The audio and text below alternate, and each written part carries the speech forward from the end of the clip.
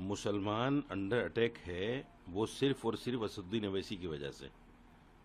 आप आए दिन जिस तरह से हिंदूवादियों और हिंदू तंजीमों को ललकारते हैं और जिस तरह से आप नरेंद्र मोदी को निशाना बनाकर बातें करते हैं, तो वो कहीं ना कहीं रिएक्शन तो आएगा उसका।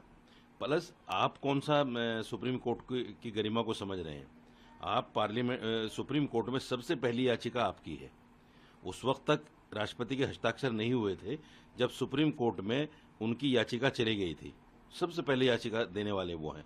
जब आपने याचिका सुप्रीम कोर्ट में लगाई, तो याचिका लगाने के बाद फिर आप रोजाना लोगों से कहते हैं कि मुसलमानों उठो, ये उठने का वक्त है, तुम्हारे सिर पे तलवार लटकी हुई है, तुम्हारी मस्जिदों के खिलाफ साजिश हो रही है।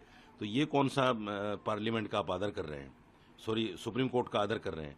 सुप्रीम कोर्ट का आदर तो ये था कि आपने याचिका लगाई, उस पर सुनवाई चल रही है, अब आप खामोश बैठ जाओ। अब हैदराबाद में लाखों लाखों लोग निकाल कर उल्टे सीधे नारे लगवाना और कहीं ना कहीं उसको उसमें सुप्रीम कोर्ट और जजों को भी घसीटना, इस तरह की बातें करना, ये कौन सा संविधानिक है? तो ये सारा जो मामला, आपको तो बोलने की इस पर गुंजाइश भी नहीं है, क्योंकि आप ही की वजह से ये सारा खेल चल रहा है। असदुद्दीन अवैसी अगर ज़्यादा ना बोलें, ज़्यादा टिप्पणियां ना करें, तो मैं समझता हूँ इधर से भी इतनी टिप्पणियां नहीं आएंगी। ज़्यादातर टिप्पणियां उनके रिएक्शन में आती हैं, ज़्यादातर बातें उनके रिएक्शन में होती हैं।